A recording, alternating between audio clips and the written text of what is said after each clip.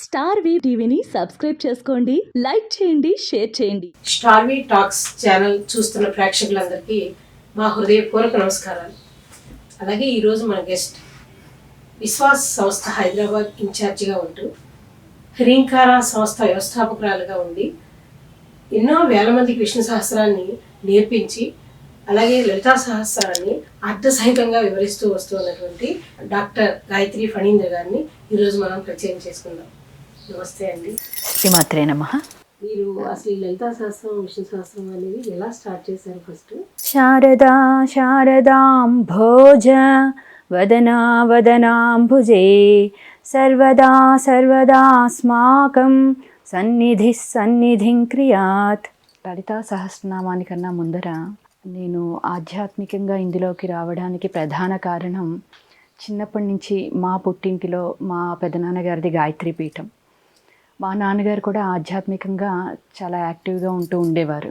అయితే ఆయన నా చిన్న వయసులోనే కాలం చేశారు. అయినప్పటికీ నేను ఆయనతో గడిపినటువంటి ఆ క్షణాలన్నీ కూడా ఆధ్యాత్మికంగా ఎప్పుడు దేవుడి గురించి చెప్పడం, అమ్మవారి గురించి, అంటే అమ్మ అనేటువంటిది అదొక భయంతోనో లేదు భక్తితోనో కాకుండా ప్రేమగా, అంటే ఒక అమ్మతో ఎలా మాట్లాడతామో అలా అంత స్వతంత్రంగా ఎలా వెళ్ళాలి, ఎలా మాట్లాడాలి అన్న విధానాన్ని మొత్తం మాత్రం నాన్నగారి దగ్గర నుంచి అలవాటైంది.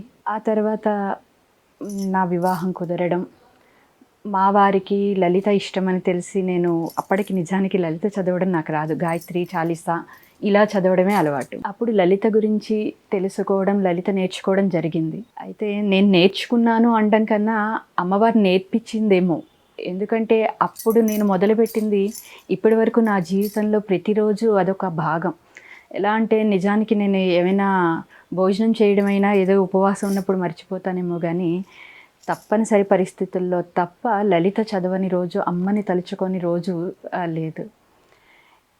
కానీ ఆధ్యాత్మికంగా ఇలా నేను వస్తాను అనుకున్న ప్రయాణం ఎలా మొదలైందంటే, మేము ఒక 11-12 ఏళ్ళు యుఎస్లో కూడా ఉండొచ్చాము, ఆస్ట్రేలియాలో కూడా.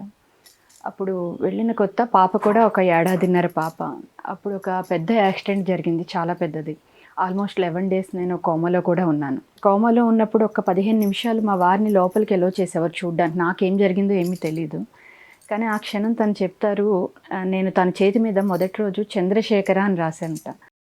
నిజానికి అది చాలా పెద్ద యాక్సిడెంట్, అసలు బతికి బట్టగట్టడం అనేది ఇంపాసిబుల్. అదే అమ్మవారు చేసిన మిరాకిల్. అప్పటికి లలితామ్మవారి గురించి వింటూ ఉన్నాం ప్రవచనాలు, అదేవిధంగా చంద్రశేఖర అష్టకం గురించి కూడా వింటున్నాం. మనం అనుకుంటూ ఉంటాం మనం పట్టుకున్నాం దేవుణ్ణి, లేదు మనం నిత్యం చదివేస్తున్నామని. కానీ అది ఎలా ఉంటుందంటే అవసాన దశలో మనం ఇంకా వెళ్ళిపోతున్నాం అన్న సమయంలో ఏది గుర్తుంటే అజామీయుడు మనందరికీ తెలిసినటువంటిదే. వెళ్ళిపోయే సమయంలో ఆయన గత జీవితంలో ఏదైనా చేసి ఉండవచ్చుగాక, కానీ చివరి దశలో మాత్రం నారాయణ నారాయణ అన్న ఒక్క పదం ఆయన్ని ఉత్తమ గతులకు తీసుకువెళ్ళింది. అది నిజంగా అలా గుర్తుంటుందా అన్నది నాకు ఇప్పటికీ చాలా మిరాకిల్. అలా ఉంటుందని నాకే తెలీదు. ఇంకా నేను పూర్తిగా అంత ఆ పాతలోకి రాలేదు కూడా. అప్పుడు తన దగ్గరికి వచ్చి అది రాసాను, ఇప్పటికీ నాకు గుర్తులేదు, తను చెప్తూ ఉంటారు. చంద్రశేఖర్ని గురించి తలుచుకున్నాక నేను లేవడం అన్నది ఎందుకు అంత పెద్దదన్నానంటే, నిజానికి గ్లాస్ బద్దలైంది, బయటికి రావడానికి కూడా అసలు గ్యారంటీ ఇవ్వలేదు బతుకుతానని కూడా. అలాంటిది లేచి ఎక్కడ మొహం మీద కానీ ఎక్కడ కూడా చిన్న గాయం లేకుండా చేసినటువంటిది మాత్రం అమ్మవారు చంద్రశేఖరుడే. నాకు చిన్నప్పటి నుంచి ఒక చిన్న అలవాటు, ఏదైనా ఉంటే మనం సహజంగా చదివేస్తాం, కానీ చదివాక దాని అర్థం ఏంటి, అసలు ఏముంది లోపల, ఎందుకు దీన్ని ఇలా చెప్పారు అన్న లోపల తెలుసుకోవాలన్న ఒక కోరిక నాకు బాగా ఉంటూ ఉండేది. అందుకని నేను సహజంగా సీరియల్స్ అవి చూడను, ఎందుకంటే ఆ క్యూరియాసిటీ నేను తట్టుకోలేను, అది వెంటనే అయిపోవాలి అప్పటికి.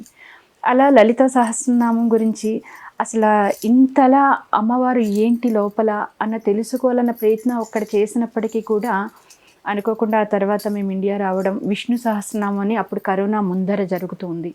దీనికి ముందు నేను దత్తపీఠంలో భగవద్గీత మెమరైజ్ చేశాను, మొత్తం 18 అధ్యాయాలు. అందులో కూడా అంతే, ఒక శ్లోకాన్ని చదవడం కన్నా ఆ శ్లోకంలో అర్థం ఏమిటి, అసలు ఎందుకు ఇది మనకి నిత్యము అనుసంధానం ఎందుకు చేసుకోవాలి, దేనికోసం. భగవద్గీత గీతలానే చదివేస్తారు అందరూ, కానీ దాని లోపల మనకి ఉపయోగపడేది ఏముంది, అసలు మనం ఎలా ఉండాలి, దేనికి నిస్సత్తువుగా ఒక్కొక్కసారి మనం ఏమీ చేయలేము, అసలు ఎందుకు ఈ జీవితం అనుకుంటాం. అలా కాదు, పిల్లలకి నిజంగా కావాల్సినటువంటిది. అవన్నీ తెలుసుకున్నాక అనిపించింది, అరే ఇందులో ఇంత ఉంది, పిల్లలకి సహజంగా తెలియట్లేదని మా పిల్లలకి చెప్పడం నిజానికి మొదలుపెట్టాను అప్పుడు. ఆ తర్వాత అనుకోకుండా విశ్వాసం రావడం, కరోనా టైం, పిల్లల కోసం విష్ణు సహస్రనామం జాయిన్ చేయడం, అందులో అనుకోకుండా నేను భాగం అయిపోయి నేను కూడా విష్ణు సహస్రనామాన్ని ఫ్యాకల్టీ కింద జాయిన్ అయ్యి కొన్ని వేల మంది కన్నా చెప్పుకోవాలి, దగ్గర దగ్గర 2 to 3 వేల మంది వరకు అక్కడ నేర్పడం జరిగింది. అంటే విశ్వాస సంస్థ ద్వారా. విశ్వాస్ సంస్థ అండి. ఇది మనకి కేవలం ఇండియాలోనే కాదు, ఆస్ట్రేలియా, యుఎస్, యూకే ఇలా అన్ని కంట్రీస్లో, ఆల్మోస్ట్ జపాన్, జర్మనీ అన్నిటిలోనూ ఉంది ఇది.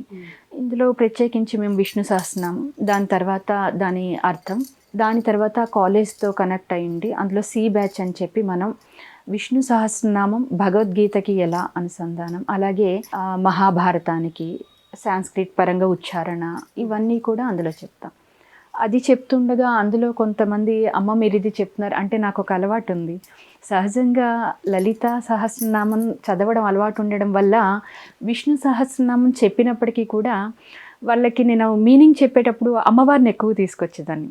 ఫర్ ఎగ్జాంపుల్, చెంపకాశోక పున్నాగ సౌగంధికల సత్కచ అన్నప్పుడు అమ్మవారి కొప్పు, ఆ కొప్పులో ఉన్నటువంటి చెంపకలు, అశోకలు, పున్నాగాలు, ఆ పెద్ద కబరీబంధం, ఆ కబరీబంధంలో కూర్చున్నటువంటి ఆ పూల గుత్తులు, అవి చూడడానికి గండు తుమ్మిదల సమూహం అంతా వచ్చి దగ్గరికి చేరుతున్నప్పుడు, అరే అమ్మవారు ఉండండర్రా, ఇది నా జుట్టురా, ఇది గండు తుమ్మిదల సమూహం కాదంటే అమ్మవారు, అమ్మ క్షమించు, ఈ నల్ల అంటే అమ్మవారి కబరీబంధం అంత నల్లగా ఉంటుందని, అమ్మవారు జడ కొప్పులో పెట్టుకున్నటువంటి అన్ని పూలలో ఉన్నటువంటి సుగంధ పరిమళాలకి గండు తుమ్మిదలే మరిచిపోయి వాటి సమూహం అనుకుని రావడం, ఇలా వీటికి చెప్పేటప్పటికి పాపం వాళ్ళు కూడా కనెక్ట్ అయ్యి, అమ్మ లలిత సహస్రనామం, ఇది లలితా సహస్రనామం కదా అనేవారు. అనుకోకుండా అది ఎలా అయిందంటే, వాళ్ళు అమ్మ కొంచెం కరెక్షన్స్ చేస్తారమ్మా కొన్ని, చాలా ఆల్మోస్ట్ 1 సంవత్సరం వరకు వాళ్ళు అడుగుతూ ఉండగా, సరే 5గురికి కరెక్షన్ ఏముందిలే చేద్దామని మొదలుపెట్టాను.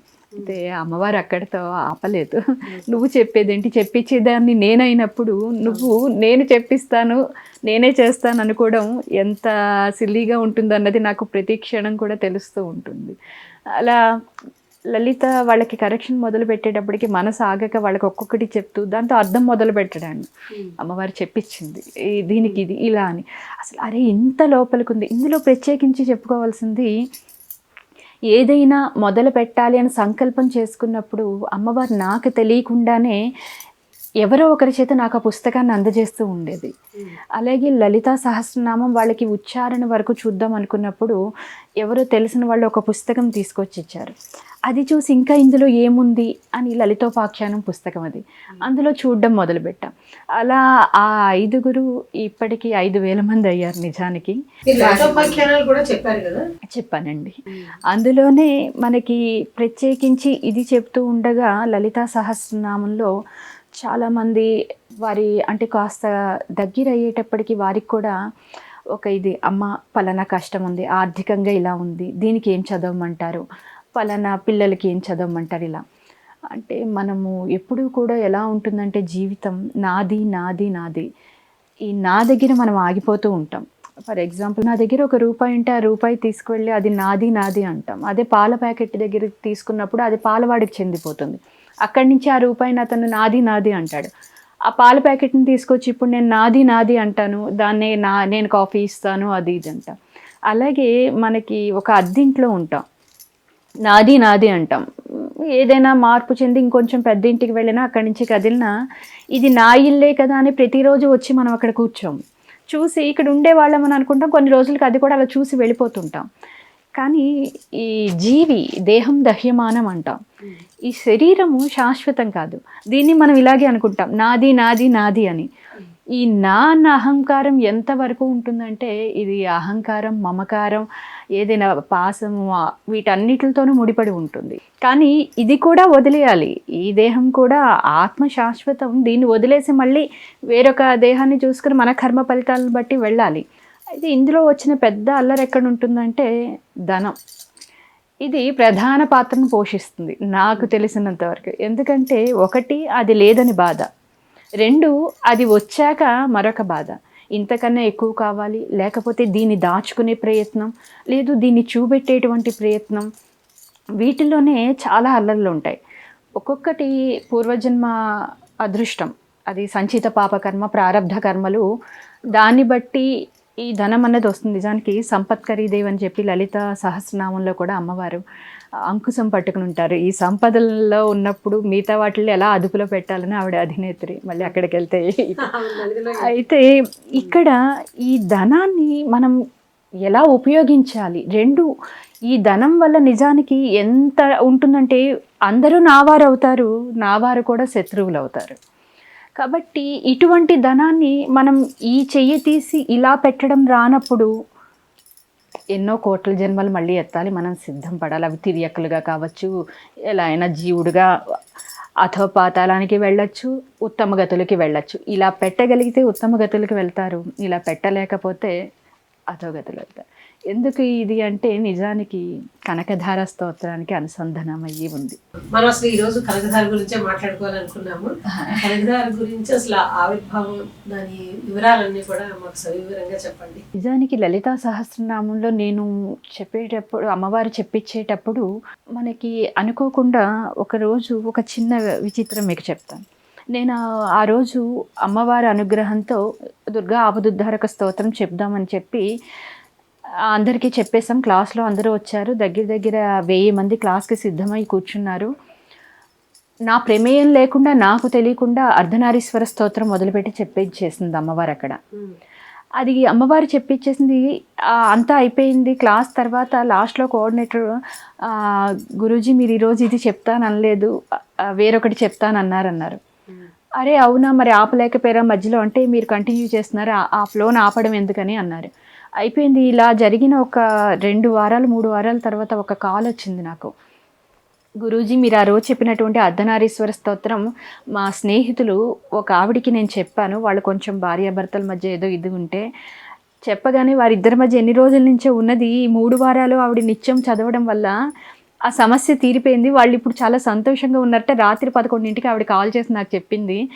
ఆ 11:30, 12ంటికి ఆవిడ నాకు కాల్ చేసింది. సహజంగా నేను లిఫ్ట్ చేయనని ఆవిడకి తెలుసు, అయినా కూడా మెసేజ్ పెట్టి 2-3 పర్యాయాలు చేస్తే లిఫ్ట్ చేస్తే ఆవిడ చెప్పిన సంఘటన నాకు అనిపించింది. నేను చెప్తున్నాను అనుకుంటా. నిజానికి నేను చెప్పేటైతే ఆ రోజు దుర్గా ఆపదుద్ధారకి చెప్పాలి, కానీ ఆవిడ అక్కడ చెప్పించలేదు. నాకే తెలియనటువంటి, కానీ అది అందులో నా స్టూడెంట్స్ కూడా కాదు, వీళ్ళకి చుట్టాలు ఇంకెవరో అనుకోకుండా ఈవిడ విని, ఆవిడ అంటే అమ్మవారి ఇచ్చే అనుగ్రహం ఎలా ఉంటుందంటే, నిజానికి మనం అనుకుంటాం ఆవిడని పట్టుకుందాం ఇంకా కష్టం వస్తుంది, ఎందుకు కష్టం వస్తుందని. పరమాత్మ ఎప్పుడు కర్మల్ని తీయడు. ఆ కర్మ అనుభవించడంలో బాగా మండుటెండలోనో వర్షంలోనో వెళ్ళిపోతే ఒక గొడుగు పట్టుకుంటే మనకి ఎలా దాని నుంచి ఆ ప్రభావం మన పైన పడకుండా ఉంటుందో అలా చేస్తాడు తప్ప, అది నిజానికి చాలా స్వార్థం అవుతుంది. అన్నీ మనం చేసే కర్మలన్నీ చేసేసి ఆయన నమ్మగాన్ని వచ్చి తీసే అంటే అది ఎంతవరకు ఆయనే చెప్తారు. గీతలో కూడా అదే చెప్తారు, ఆయనకి కర్మతో ఏమీ సంబంధం లేదు. కానీ మనం ఇప్పుడు అమ్మాని పట్టుకున్నాం కనుక అంతలోయలోంచి పడిపోయే మనల్ని ఆవిడ చేయి పట్టి ఆపుతుంది. కాబట్టి నువ్వు పడిపోవాలా అంటే పడిపోయేంత భయాన్ని నువ్వు పొందావు, కానీ పడలేదు. ఆ 2-3 క్షణాలు మనం అనుభవించిన బాధ కొన్ని నెలలు మనం అనుభవించాల్సి ఉంటుంది, కానీ అంత భయాన్ని అంత బాధని ఆ 2 క్షణాల్లో అనుభవించేలా చేసింది. అనుభవించలేదా? అనుభవించా, కానీ అంత అనుభవించామా? అనుభవించలేదు. అలాగే ఈ కనకధార కూడా. ఇప్పుడు మనం ఇక్కడ దాకా వచ్చాం కాబట్టి అర్ధనారీశ్వర శ్లోకాలు ఉన్నాయి కదా, వాటిలోంచి ఒక శ్లోకాన్ని చెప్పండి. చాంపీయ గౌరార్థ శరీరకాయే కర్పూర గౌరార్థ శరీరకాయ ధమ్మిల్లకాయై చ జటాధరాయ నమః శివాయై చ నమః శివాయ. నిజానికి ఇవన్నీ కూడా చాలా విశేషంగా ఉంటాయి, అర్థం చెప్పుకునేంత సమయం మనకి ఇక్కడ లేదు కాబట్టి తప్పకుండా అండి. ఇప్పుడు మనం కనకధార స్తోత్రం గురించి మాట్లాడుకుంటున్నాం. కనకధార స్తోత్రం అసలు ఎక్కడ స్టార్ట్ అయ్యింది? నిజానికి మనం ఇందాక చెప్పుకున్నాం ఇలా పెట్టగలిగితేనే అని. ఈ పెట్టడం ఎందుకు వచ్చిందంటే, శంకరాచార్యులు వారు ఆయన మొదటగా చేసినటువంటి స్తోత్రంగా చెప్తారు. పైగా చిన్న వయసులో చేసినటువంటిది, 8 ఏళ్ల వయసులో. ఆయన భిక్షకి వెళ్ళినప్పుడు ఒక వృద్ధ బ్రాహ్మణ స్త్రీ ఇంటికి వెళ్ళారు. వెళ్ళి ఆయన భిక్షను అడిగినప్పుడు నిజానికి ఆవిడ ఇంట్లో ఏమీ లేదు పాపం. ఆవిడ చెప్పింది, శంకర ఇంట ఏమీ లేదయ్యా అని. కానీ ఆవిడ వెయ్యాలన్న ఆతృత ఉంది, కానీ ఏమీ వేయలేకపోతోంది అన్న విషయాన్ని గమనించినటువంటి శంకరులు లోపల ఏదైనా ఉండి ఉండొచ్చమ్మా, ఒక్కసారి పరిగించి చూడమని చెప్పారు. ఆవిడ ఇల్లంతా వెతికింది పాపం, దొడ్డిలో అక్కడ వెతకగానే ఒక చిన్న ఎండు ఉసిరిక కనిపించింది. అది తీసుకొచ్చి ఆ ఉసిరికాయని భిక్ష పాత్రలో వేసి ఆవిడ చాలా బాధపడి, శంకర, నువ్వు వస్తే రిక్తహస్తాలతో నిన్ను పంపలేక నేను ఈ ఎండు ఉసిరిక వేస్తున్నాను, నా దగ్గర ఇది తప్ప నీకు ఇవ్వడానికి ఏమీ లేదయ్యా అని ఆవిడ చాలా బాధపడింది. అది చూసినటువంటి శంకరాచార్యులు వారు మనస్సు కదిలిపోయింది. అరే, వేద్దామనుకున్నా ఆవిడికి ఎందుకు లేదు, ఇంత కష్టం ఎందుకుంది, పేదగా ఎందుకుంది అని ఆయన ఒక్కసారిగా అమ్మవారి గురించి ఆలోచించి కనకధారాస్తవం చేశారు. నిజానికి కనకధారాస్తవంలో విశేషించి చెప్పుకోవాల్సింది, ఆయన ఎక్కడ డబ్బులు ఇమ్మని అడగల. ఆయన కేవలం, అమ్మ నీ కృపా కటాక్ష వీక్షణాలను నా పైన చూడమ్మా, అలా నువ్వు ఇలా చూస్తే చాలు, కొన్ని కోట్ల జన్మల నుంచి నేను మోసుకొచ్చిన దారిద్ర్యం మొత్తం పోతుందన్నారు. ఎవరు? శంకర్లు వారు. పైగా ఎవరికి? నన్ను చూడమ్మా, నాకేమీ తెలియదమ్మా, నజానామి మంత్రం అని ఆయన అన్నీ అలాగే చెప్తారు. ఆయనకేమీ తెలియదంట, నిజానికి ఆయనగా తెలియంది. ఇందులో విచిత్రం ఏమిటంటే, మనం ఎంత గొప్ప ప్రాజ్ఞులమో ఆయనకి తెలుసు కాబట్టి ఆయన చెప్పేటప్పుడు స్తోత్రాన్ని, అమ్మ ఆ పేద బ్రాహ్మణ స్త్రీకి ఇవ్వమ్మా అనొచ్చు. ఆయన బహుశా అనుమాన పడి ఉంటారు, మనం కూడా అమ్మ ఆ పేద బ్రాహ్మణ స్త్రీకి, మా పక్కింటావిడికి, మా ఎదురింటావిడికి ఇవ్వమ్మా అని చదువుతామేమోనని. అందుకనే ఎక్కడికక్కడ ఆయన నన్ను చూడమ్మా అన్నారు. ఇప్పుడు మనం కూడా కనకధార చదివేటప్పుడు ఎలా వస్తుందంటే, అమ్మ నీ కృపా కటాక్ష వీక్షణాలను నా పైన ప్రసరింపచేయి అంటాం. అది శంకర్ల వారి యొక్క గొప్ప ఘనత, ఆయన మనకి పెట్టినటువంటి భిక్ష. నిజానికి ఎన్నో స్తోత్రాలు. అసలు చెప్తున్నారు కనకధార, చాలా మంది చెప్తున్నారు, మీ శిష్యులు కూడా చాలా మంది చెప్పగా మీ నుంచే వినాలి, మీరే బాగా చెప్తారు అని చెప్పి చెప్పడం నాకు కూడా తెలుసు. అలాగే కనకధార స్తోత్రం నుంచి మనం ఒక పద్యాన్ని, దాని భావాన్ని చెప్పండి. ముహుర్విదదతి వదనే మురారేః ప్రేమత్రపా ప్రణిహితాని గతాగతాని మాలాదృశోర్మధుకరీవ మహోత్పలేయ సామే శ్రియం దిశతు సాగర సంభవాయాః. ఇందులో ఒక గొప్ప విశేషం ఏమిటంటే, ఏదైనా మనం ఒక నామం చదవడం అన్నది, శ్లోకం చదవడం అన్నది ఎలా ఉంటుందంటే, పైన నిత్యకృత్యాలు ఎలా చేసుకుంటున్నామో అలాగే ఏదో పొద్దున లేస్తున్నాం, బ్రేక్ఫాస్ట్ చేస్తున్నాం, పూజ చేసేసుకుంటున్నాం అన్నట్టు ఉంటుంది. కానీ నాకైతే అనిపిస్తుంది, అలా కాకుండా ఒక్క శ్లోకమైనా, ఒక్క నామమైనా అర్థసహితంగా తెలుసుకుని చేస్తే దాని ఫలితం వేరుగా ఉంటుంది. ఎందుకంటే ఇప్పుడు నేను మీకు ఎవరికైనా కూడా మామిడి పండు లేదు తేనె చాలా తీయగా ఉందండి అంటే, ఇతపూర్వం మీరు ఆ రుచిని చూసి ఉన్నారు కాబట్టి వెంటనే అవునా అంత తీయగా ఉందా అంటారు. అది తెలియకుండా అసలు తీపి ఎలా ఉంటుందండి అని అడిగారనుకోండి, ఆ తీపిని నేను ఎలా చెప్పగలను? ఎవరికి వాళ్ళే ఆస్వాదించాల్సినటువంటిది. కాబట్టి ఇందులో కూడా నాకు అదే అనిపిస్తుంది, ఆ శ్లోకంలో ఉన్నటువంటి భావం అది ఎవరికో కాదు, మనకి మనమే అన్వయం చేసుకోవాలేమో అనిపిస్తుంది. ప్రతి శ్లోకంలోనూ ఆయన్ని తీసుకొచ్చారు. అమ్మ కౌస్తుభమణిని ధరిస్తాడు ఆయన, పైగా పూలదండలను వైజయంతిమాలను వేసుకుంటాడు, నల్లనివాడు మేఘశ్యాముడు, ఇలా ఆయన్ని పొగుడుతూ ఉంటే ఆవిడ వెంటనే ఎవర్రా ఆయన్ని అంతలా పొగుడుతున్నారు అని ఆ పదానికి ఆవిడ మా ఆయన్ని ఇంట్లో పొగుడుతున్నాను వెంటనే ఆవిడ ఇలా చూస్తారేమో, ఆయనకేసి ఇలా చూసి ఇలా తిప్పుకునే సమయంలో ఎవర్రా ఇలా పిలుస్తున్నారు నన్ను అని చూస్తారేమో. ఆ ఓరగంట చూసిన చిన్న చూపు చాలమ్మా, మా కొన్ని కోట్ల జన్మల నుంచి వచ్చిన దారిద్ర్యం పోతుంది. నువ్వేమి ఇలా తల తిప్పి ఎవరని చూడక్కర్లేదు, జస్ట్ ఊరికి నీ చూపుని ఇలా ప్రసరింపచేయి చాలు. అంటే ప్రతి శ్లోకంలో అలాగే ఉంటుంది. వెంటనే మళ్ళీ తీసుకొస్తారు. పుట్టింటి వారి పేరు చెప్తే సహజంగా స్త్రీకి చాలా ఇష్టం. ఇక పుట్టింటి వారు పెట్టేది ఎంత అన్నది స్త్రీ ఎప్పుడూ లెక్కగట్టదు. అది ఏదైనా కూడా ఇంత చనివిడి పెట్టినా చాలు మహదానందంగా తీసుకుంటుంది. అందుకని సాగర సంభవాయ, ఇలా ఆ సాగరుణ్ణి తీసుకొచ్చారు. మధ్య మధ్యలో అన్నదమ్ముల్ని, చంద్రుణ్ణి తీసుకొస్తూ ఉంటారు ఆయన. ఇలా ఎక్కడికక్కడ ఆయన పుట్టింటిని అలాగే భర్తని ప్రతి శ్లోకంలోనూ శ్రీమన్నారాయణని తీసుకొస్తూ ఉంటారు. కనకధారలో తీసుకొచ్చారు. అది తీసుకొచ్చినప్పుడు ఇప్పుడు పిల్లవాడు బాగా ఏడుస్తూ ఉన్నప్పుడు ఇంకొక విశేషం ఎలా ఉంటుందంటే, ఒక 4-5 రోజులు భర్తను వదిలి వెళ్ళిన పుట్టింట్లో ఏదో ఫంక్షన్ ఉందని వెళ్ళి వచ్చేటప్పుడు రాగానే పుట్టింటి విశేషాలన్నీ భర్తను కూర్చోబెట్టేసి చెప్పేస్తూ ఉంటే, ఈలోపు పిల్లవాడు వచ్చి అమ్మ ఆకలేస్తుంది అన్నం పెట్టమ్మా అంటే, అయ్యో నాన్న నీకు అన్నం పెట్టలేదా అని టక్కన ఎలా లేస్తుందో అలా, అమ్మ మేము కష్టాల్లో ఉన్నామమ్మా, అమ్మ నీ క్రీగంటి చూపు మా పైన చూడమ్మా అన్నారు. ఎక్కడ శంకర్ వారు అమ్మ మాకు ధనాన్ని ఇవ్వమ్మా, అని అడగలేదు. సంపదనివ్వమ్మా అనలేదు ఆయన. నీ చూపు మా పైన ప్రసరింప చేయమ్మా అన్నారు. అంటే అమ్మవారి చూపుకి అంటే నమ్మాలి. అలా చూస్తే అయిపోతుందా అండి, ఇలా చదివితే వస్తుందా అండి అనేవాళ్ళు కూడా ఉంటారు. ఏమండి మన ఇంట్లో ఇన్ని లైట్లు వెలుగుతున్నాయి, మెయిన్ ఇక్కడ ఉంది, స్విచ్ ఇక్కడ వేస్తే అక్కడ లైట్ వెలుగుతుంది, ఈ కరెంట్ అక్కడ వెలగట్లేదండి, దానికి దీనికి సంబంధం లేదని మనలో ఎంతమంది వెళ్ళి ఆ రాగి దిగలు ముట్టుకునేటువంటి సాహసం చేయగలము? కానీ అందులో ప్రసరించడం వల్లే కదా అక్కడ బల్బు వెలగడానికి కారణం ఈ రాగి తీగలో విద్యుత్ శక్తే. కానీ పరమాత్మ మనకు కనిపించడు గనక లేడు అనడంలో అర్థం లేదు. ఇప్పుడు పైన ఏమి చెరువు ఉందో సముద్రం ఉందో మనకి తెలియదు, కానీ ఆ నల్లటి మేఘాల్లో ఒక్క మెరుపు వచ్చేటప్పటికి అరే వర్షం వస్తుందని గబగబా అందరూ జాగ్రత్త పడిపోతారు. అక్కడ ఉందా మనకి తెలియదు, కానీ ఆ మబ్బు వర్షాన్ని ఇస్తుందని మనం నమ్ముతాము. కాబట్టి ఎంతోమంది ఆ అనుభవజ్ఞులు, ఎంతోమంది ఆ అమృతాన్ని ఆస్వాదించిన వారు ఉన్నారు. అందులో నేను కూడా ఒకదాన్ని. ఆ కనకధారతో అంతే.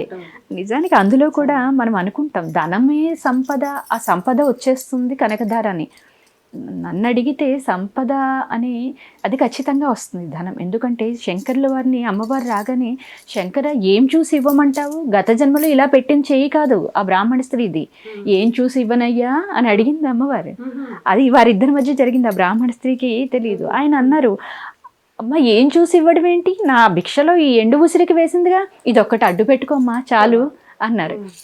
ఇంకేంటి ఆవిడ, ఆహా శంకర బాగుందయ్యా నీ గొప్పతనం అని ఉసిరికలో కనిపించింది ఆ ఇంటి మీద. కానీ ఆయన్ని చక్కగా అనుగ్రహంతో చూస్తుంది, అది చాలా. ఆ అనుగ్రహం మనం కోరుకుంటే సంపదలు అంటారా వస్తాయి. ఇందాక మనం చెప్పినట్టు అవి నా శత్రువుల్ని చేస్తాయి, మిత్రుల్ని చేస్తాయి. కానీ అసలు సంపద ఏమిటండి, మనకిప్పుడు కావాలి, పిల్లలకి సరైన సమయంలో ఉద్యోగం కావాలి, లేదు వివాహం కావాలి, ఇది కదా తక్షణం నీకు ఏది అవసరమో అది నీకు అందడం సంపద.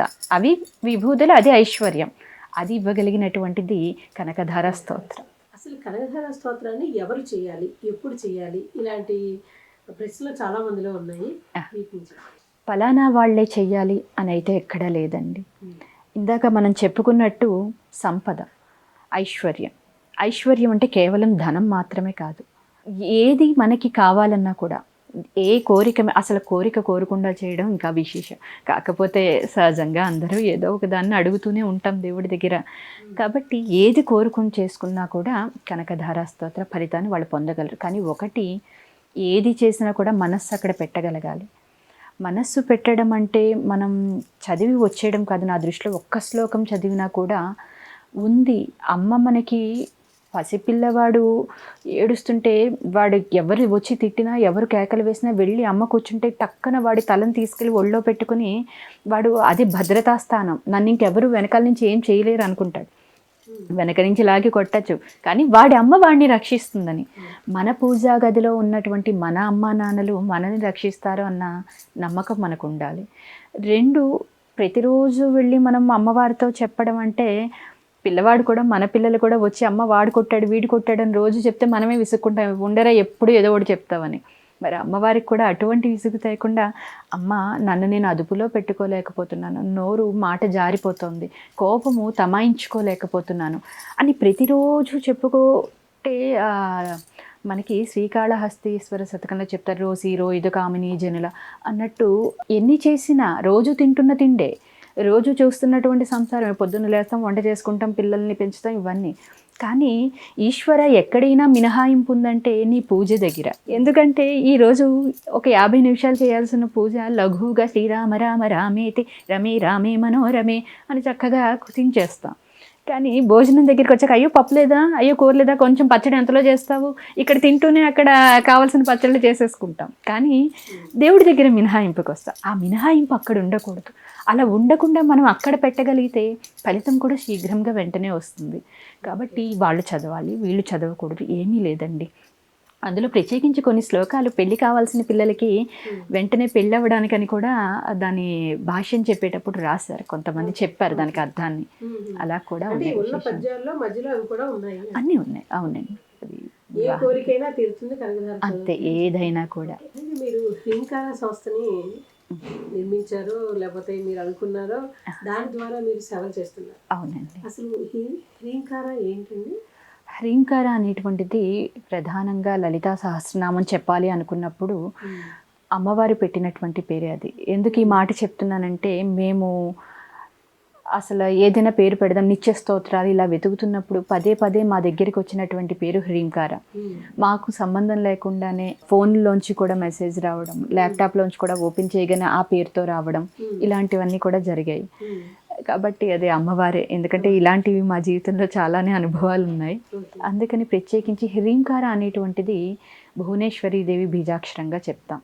2 అమ్మవారి నడానికి కట్టుకున్నటువంటి 16 తీగలతో కూడినటువంటి ఆ వడ్డానం కాదు కానీ దాని పైన ఉండేటువంటి దానికి చిన్న చిన్న మువ్వలు ఉంటాయి. ఆ మువ్వలు ఒకదాన్ని ఒకటి తాకినప్పుడు వచ్చేటువంటి శబ్దము హ్రీంకార.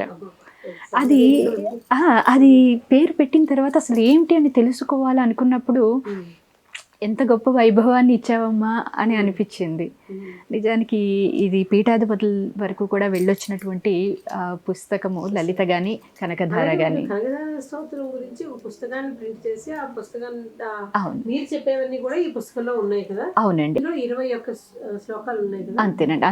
ఇందులో మాత్రం ఒక అధిక శ్లోకం కూడా, అంటే ఒక ఆయన వేరే తన యొక్క అనుభవాన్ని చెప్పినటువంటిదే. అందులో ఒక్కటి యాడ్ చేస్తాము, మిగతా అధిక శ్లోకాలని మనం అందులో యాడ్ చేయలేదు. మీరు ఇవన్నీ ప్రింట్ చేసి మొత్తం అందరికీ పంచారు? అవునండి. స్టూడెంట్స్ ఎవరున్నారో వాళ్ళకి ఇచ్చాము. దాంట్లోనే హ్రీంకార ఇది కూడా ఉంటుంది జాయిన్ అవ్వడానికి. ఆ క్యూఆర్ కోడ్ కూడా నొక్కగానే మనకి అందులో అర్ధసహితంగా మనకి వస్తుంది. అలాగే మీరు వివిధ సంస్థలతోటి అనుసంధానమై ఉన్నారు కూడా. అంటే ఇప్పుడు మీరు దత్తపీఠం మీకు తెలుసు, అలాగే కంచిపీఠానికి కూడా మీకు బాగా అక్కడ పరిచయాలు అవి ఎక్కువ ఉన్నాయి. స్వామివారి దగ్గర కూడా మీరు వెళ్ళొస్తూ ఉంటారు కదా. అసలు ఈ పరిచయాలు ఎలా జరిగాయి మీకు? కంచి స్వామివారు అంటే కంచిపీఠంతో అనుబంధం అంటే నాకు ప్రధానంగా శంకరాచార్యులు వారు, తర్వాత చంద్రశేఖర సరస్వతి స్వామివారు అంటే చాలా చాలా చాలా ఇష్టం. అనుకోకుండా మా పిల్లలు ఇద్దరు అక్షరాభ్యాసం కూడా కంచిలోన అనుకోని పరిస్థితుల్లో జరిగింది. అది విశేషమని అనుకోవాలి. ముందు నాకు కామాక్షి అమ్మవారి గురించి పెద్దగా తెలియదు. చెప్పాను కదా, అదంతా గాయత్రికి సంబంధించినటువంటిదే. కాబట్టి ఒక్కసారి కామాక్షి అమ్మవారి దగ్గర దర్శనం చేసుకున్నాక, అరే నేను ఎన్నో జన్మల నుంచి నేను చేరాల్సిన గమ్యం ఇదేనేమో. నిజానికి అది మోక్షపురి కూడా అంటారు. అంత నేను వెళ్ళానో లేదో తెలియదు కానీ నాకు ఒక ఫీల్, అంటే అమ్మని చేరిపోయాను అని. అప్పుడు నాకు పెద్ద ఇది లేకపోయినా కూడా కామాక్షి అమ్మవారి దర్శనం అవ్వగానే అక్కడ నాకు కలిగిన అనుభూతి ఇప్పటికీ కూడా, ఎవరైనా కంచి వెళ్ళాము, కామాక్షి అమ్మవారిని దర్శించుకున్నామంటే వాళ్ళకన్నా ముందు నా మనస్సు వెళ్ళిపోయి దర్శనం చేసుకున్నంత ఆనందాన్ని నేను పొందేస్తాను. ప్రతిదీ కూడా ఇంత కష్టం వచ్చినా వెళ్ళి ఆవిడతో అంత కష్టం కూడా రాకుండానే ఆవిడ చూసుకుంటుంది. వచ్చినా కూడా చెప్పడం అన్నటువంటిది అలవాటు చేస్తుంది ఆవిడే. అలా అక్కడికి వెళ్ళినప్పుడు కామకోటి పీఠానికి కూడా, మన కంచి పీఠానికి వెళ్ళడం, అప్పుడు అనుకోకుండా కొన్ని ఏళ్ల క్రితం, దగ్గర ఒక 16 ఏళ్ల క్రితం అనుకుంటా, అప్పటికి ఇప్పుడు ఉన్నటువంటి పీఠాధిపతి వారు విజేంద్ర సరస్వతి స్వామి వారు, ఆయన ఒకసారి సేవ చేయాలన్నారు. అప్పటికి మేము యుఎస్లో ఉంటున్నాం. నాకు అప్పుడు పెద్ద అవగాహన లేదు, ఎలా చేయాలి, ఇక్కడ ఉండట్లేదు కదా. ఆయన అలా 2-3 పర్యాయాలు వెళ్ళినప్పుడు కూడా అందరితో చెప్పినట్టే ఆయన చెప్పుండొచ్చు, అందులో ప్రత్యేకం ఏం లేదు. కానీ అది అందుకోవడానికి నాకు ఇప్పటికీ అయ్యింది. అనుకోకుండా తర్వాత చంద్రశేఖర సరస్వతి స్వామి వారి గురించి విన్నప్పుడు, ఆయన గురించి తెలుసుకున్నప్పుడు, ఇప్పటికీ కూడా ఏదైనా ఖాళీగా అలా కూర్చున్నప్పుడు ఆయన అలా చూస్తూ ఉంటే మా ఇంట్లో చిన్న ఇది ఉంటుంది స్వామివారిది. ఆయన వచ్చి అక్కడ కూర్చున్నారా, నా మాటలన్నీ వింటున్నారా, అసలు ఆయనతో మాట్లాడితే ఇప్పటికీ కామాక్షి అమ్మతో మాట్లాడినట్టు అనిపిస్తూ ఉంటుంది. అవునండి. మా వారు చిన్నప్పటి నుంచి దత్తపీఠానికి బాగా వాళ్ళందరూ కూడా వెళ్ళి రావడం అవన్నీ కూడా అప్పాజీ దగ్గర బాగా ఇది. ఆ తర్వాత పెళ్ళైన దగ్గర నుంచి నాకు తెలుసు, వాళ్ళు వెళ్ళినప్పుడల్లా నేను కూడా దర్శనాలకు వెళ్ళడం, దూరం నుంచి దండం పెట్టుకోవడం, ఇవన్నీ. భగవద్గీత ముందుగా నన్ను బాగా దత్తపీఠం వాళ్ళ దగ్గర నేను నేర్చుకున్నాను. మీరు సేవలు అంటే ఏం సేవలు చేస్తారు, ఎలాంటి సేవలు? ఇప్పుడు ప్రత్యేకించి సనాతన ధర్మాన్ని అందరికీ అందాలి అంటే, ఇప్పుడు మనకి ఉన్న సిచ్యువేషన్స్ ఎలా ఉన్నాయంటే, బయటికి వెళ్ళి ఎవరైనా మీకు ఇంతమంది దేవుళ్ళు ఉన్నారన్నా, లేకపోతే మన దగ్గర సమాధానాలు కొన్నిటికి ఉండవు. మన పిల్లలు బొట్టు పెట్టుకోవడానికి కూడా ఆలోచించేటువంటి స్టేజ్కి వచ్చేసింది. పైగా వాళ్ళకి చాలా తెలియదు. ఇప్పుడు నాకు తెలిసి నేను నా చుట్టూ ఉన్న వాళ్ళతో మాట్లాడుతున్నప్పుడు అప్పుడు అమ్మవారు నాకు చాలా చెప్పించింది. అంటే ఇప్పుడు సగం మందికి లలిత చదవాలంటే చాలా భయం. ఎందుకంటే అసలు లలితలో ఎన్ని భాగాలు ఉన్నాయో కూడా చాలామందికి తెలియదు. అందులో పూర్వ భాగం ప్రథమోధ్యాయము, ద్వితీయోధ్యాయం, తృతీయోధ్యాయం అంటాం. ఇందులో అగస్త్యుల వారు హయగ్రీవుల వారి మధ్య జరిగినటువంటి సంవాదం మొత్తం కూడా ఇందులో ఉంటుంది. అసలు ఏ ఏ సమయాల్లో చదవాలి, ఎలా ఉండాలి, ఎలాంటి వారికి చెప్పాలి, ఇవన్నీ. కానీ అది ఆ అపోహ ఎలా ఉంటుందంటే, అమ్మో లలిత ఆడవారు చదవకూడదు, లేదు లలిత చదివితే అమ్మో చాలా ఇదిగా చదవాలి, అవి రహస్యాలు, ఇవన్నీ. అలాగే ప్రతిదీ కనకదార అంటే ఏమో మనం చదవచ్చో చదవకూడదు, అసలు కనకదార ఉందని కూడా చాలా మందికి తెలీదు. అంటే తెలిసిందే. నా ఉద్దేశం ఎలా ఉంటుందంటే, నాకు అమ్మవారు చూపెట్టింది కాబట్టి అందరికీ తెలిసిపోతుంది అనుకుంటా. కానీ నాకు ఎంత సమయం పట్టిందో తెలుసుకోవడానికి వారికి కూడా అంత సమయం ఎప్పుడు అందాలో అప్పుడే ఆవిడ అందిస్తుంది. కాబట్టి ఒక్కసారి ఆవిడ అందించిందంటే వాళ్ళ గత జన్మలన్నీ ఆ పాపకర్మలు తరగడం మొదలుపెట్టాయని అనుకుంటా. ఇలా వాళ్ళకి అందజేయడం కానీ, విశ్వాస్ ద్వారా ప్రతి ఇంటింటికి కూడా విష్ణు సహస్రనామం అన్నది వెళ్ళాలని, అలాగే లలిత ప్రతి ఒక్కరూ కూడా ఎన్ని భాగాలు ఉన్నాయి, ఎందుకు మనం ప్రథమోధ్యాయము తృతీయోధ్యాయాన్ని ప్రధానంగా చదవము, ప్రధానంగా ద్వితీయోధ్యాయం శ్రీమాత దగ్గర నుంచి చదువుతాము, వీటి అన్నిటి గురించి కూడా మనం ఇందులో ప్రత్యేకించి చెప్పడం, అది ప్రతి ఒక్కరికి కూడా అందడం, ఇది ప్రధాన లక్ష్యంగా చెప్పుకున్నాం. అంటే ఇప్పుడు చాలామందికి లలిత చదవచ్చా చదవకూడదా, ఎటువంటి సమయంలో చదవాలి, కొన్ని కుర్చీలో కూర్చుని చదవచ్చా, ఇలా చదవచ్చా, ఈ సందేహాలన్నీ పోగొట్టాలి. అందరూ అమ్మవారికి దగ్గర, అమ్మకేమి తనాపర భేదాలు లేవు, అలా ఉంటే అమ్మవారి ఇక్కడ. కానీ మన ప్రవర్తన బట్టి ఏ పిల్లవాడికి కూడా తల్లిదండ్రులు డబ్బులు ఇస్తారు, నువ్వు బాగుపడు ఇలా ఉండంటారు. అలాగే అమ్మవారు మనకి అన్నీ ఇచ్చింది. అవి ఆ పిల్లవాడు ఆ డబ్బుల్ని అన్ని కోట్లతో వృద్ధిలోకి చెందుతాడా, వ్యసనాలకు ఉపయోగించుకుని వృధా చేసుకుంటాడన్నది వాడి మీద ఆధారపడి ఉంటుంది. అలాగే అన్నీ ఇచ్చిన అమ్మవారు ఎప్పుడూ కూడా ఒకడు దుర్మార్గంగా ఉండాలని, దుష్టుడవ్వాలని ఆవిడ అనుకోదు. అది వారి వారి ప్రవర్తనని బట్టి, కర్మల్ని బట్టి ఉంటుంది. ఇది అలాగే మీరు సనాతన ధర్మానికి ఇప్పుడు మీరు డాక్టరేట్ కదా, ఎలా మీరు ఎందులో దీనికి మీకు వచ్చింది డాక్టరేట్? ఇది వేదిక్ సైన్స్ నుంచి వచ్చింది, త్రూ విశ్వాస్ నుంచి నాకు. అయితే అది కూడా అది రీసెర్చ్ భాగంగానే వచ్చిందండి. ఇలా ఈ సహస్రనామాలు వాటి మీద ఏదో పూర్వజన్మ సుకృతం ఉంటే తప్ప ఇంత చిన్న వయసులో ఇవన్నీ జరగవు. సనాతన ధర్మ వ్యాప్తికి మీరు చేస్తున్నటువంటి కృషి చాలా విశేషమైనటువంటి కృషి ఉంది. Thank you so much. మీరు పిలవగానే వచ్చి మాకు ఇంటర్వ్యూ ఇచ్చినందుకు. అమ్మవారి అనుగ్రహం అండి. శ్రీమాత్రే నమః. స్టార్ వి టాక్స్ నిజానికి సనాతన ధర్మం గురించి అందరిలోకి తీసుకువెళ్ళడానికి చాలా మంచి ఛానల్. ఇప్పట్లో మనం అందరం కూడా ప్రతి చోటకి బిజీ లైఫ్లో వెళ్ళి కూర్చుని గంటల తరబడి మనం స్పెండ్ చేయలేం. కానీ ఇంట్లోనే కూర్చుని ప్రతి ఒక్కరూ కూడా చూసి ఇది మన సనాతన ధర్మం, మనకు తెలియని ఎన్నో విషయాలు ఇంటర్వ్యూ రూపంలో ఎంతో గొప్ప వాళ్ళని తీసుకొచ్చి చెప్పిస్తున్నారు. మనం అందరూ కూడా ఖచ్చితంగా చూడండి, సబ్స్క్రైబ్ చేసుకోండి, అలాగే మీ కామెంట్స్ కూడా కింద పెట్టండి. శ్రీమాత్రే నమః. స్టార్ వి టీవీని సబ్స్క్రైబ్ చేసుకోండి, లైక్ చేయండి, షేర్ చేయండి.